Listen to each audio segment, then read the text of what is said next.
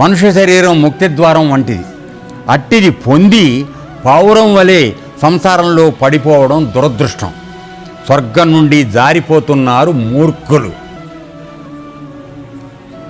ఆరూఢచ్యుతులవుతున్నారు. ఆరూఢులు అంటే ఏమిటంటే యోగంలో ఒక స్థాయికి వచ్చి మామూలుగా గుర్రం ఎక్కిన వాడిని ఆరూఢుడు అంటారు. సో యోగం అనేటువంటి గుర్రాన్ని నువ్వు ఎక్కడం నేర్చుకున్నప్పుడు వాడిని ఆరూఢుడు అంటాడు.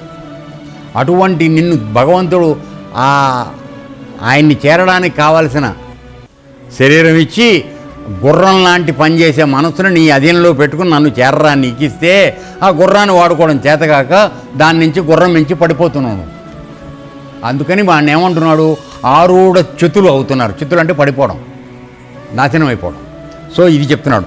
ఇప్పుడు ఈ కథ మనం విన్న తర్వాత మనకి ఇది జీవితానికి అన్వయం అవుతుందా? ఇందులో వేటగాడెవడు, బోయవాడెవడు?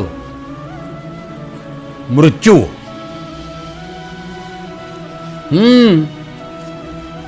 వల వేస్తోంది,